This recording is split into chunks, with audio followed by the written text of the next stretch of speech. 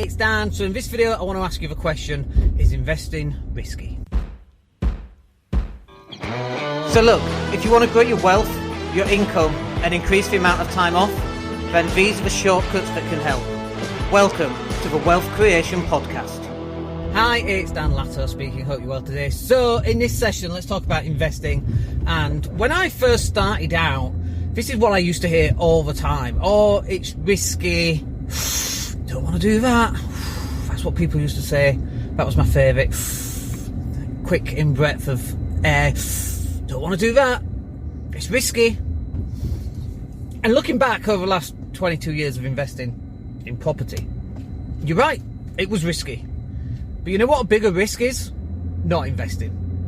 A bigger risk was sticking in a job till I'm 65 or 67 now, I guess, until your pension kicks in, getting a golden clock, a handshake and a out the door. And then I get to live my life and then I die at 74 or whatever that's going to be. That for me is a bigger risk. And the reason why people say investing is risky is because they don't know how to invest. No one's taught them. They never had conversations. Or they've known someone who invested and they did it wrong, and they probably didn't invest. Because investing isn't risky. That's the whole point. It's completely the opposite to being risky. If you take your money and you put it in a FTSE 100 average index, use Vanguard, low fees, bang it into an ISA, got up to 20 grand a year, that's all you need. And of course this is not financial advice because I'm not qualified to give financial advice. So if you've got that and you invest £1,000 a month for the next 20 years, by the time you're 50 or 60, depending on the time that you actually start, you're going to be minted. You're going to be living off the dividends. You're going to be able to keep the capital in place and you just live off the dividends. And it'll just keep going up. Because over the long term, it just keeps on going up. And that's what will happen. It's built like that. The whole system is. And it's built around inflation and it's built around the government printing money.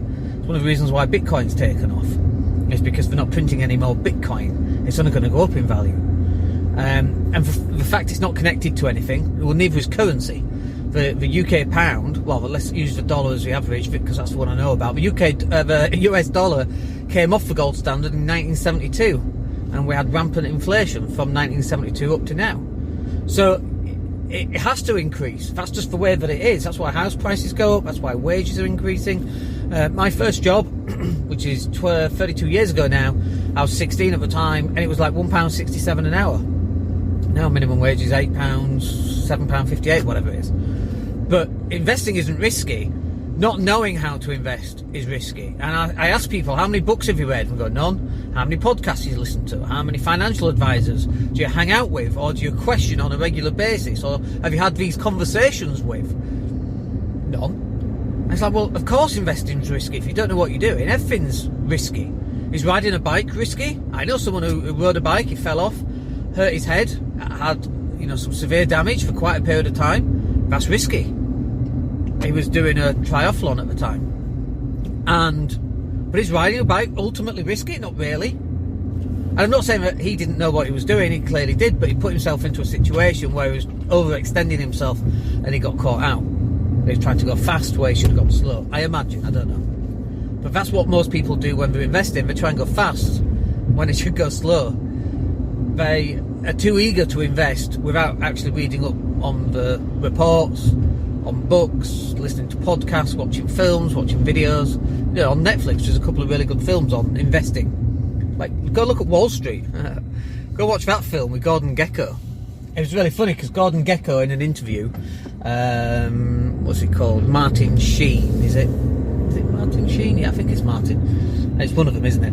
It's not Charlie. But anyway, he was saying that Gordon Gekko was a baddie, and he had loads of people who started in Wall Street, and they said the reason I started in Wall Street was because of you. And he's like, but that's a bad character. But there's lots of films out there. You should go watch all of them and download them and study them and then read the books about them. It's very interesting. The Wolf of Wall Street has an extension. After the film ends, there's a part 2, which is in book form. You should go read that. It's very enlightening, very interesting.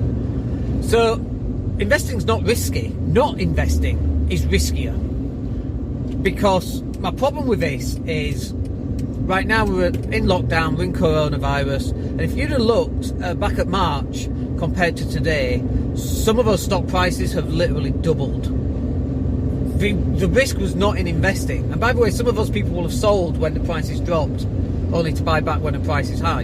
And actually, you should have been dollar cost averaging. So you're buying when the price is high and you're buying when the price is low, and it just averages out. But over a period of time, as an average, it increases over time.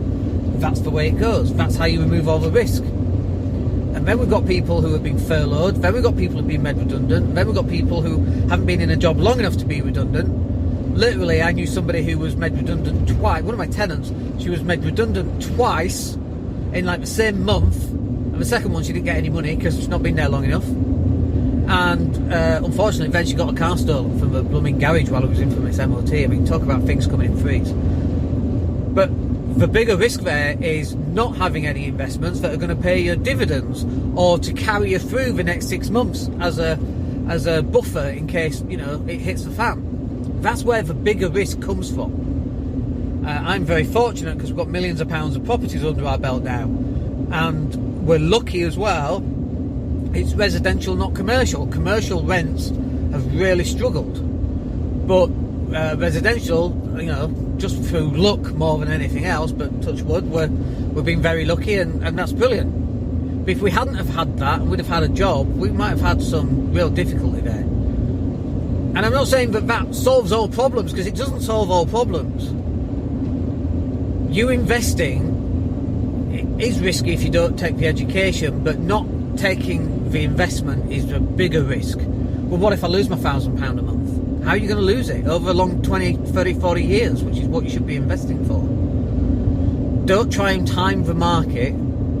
Stay in the market for the longest time possible. That's the golden rule of investing, and that eradicates all risk pretty much. Listen, I'd love to know what you guys think. Come and drop me a message, let me know. If you don't want to leave it on YouTube, come and join me in the Facebook group. Come and find me on Facebook. Come and join the mastermind group in there. We talk about stuff like this, you know.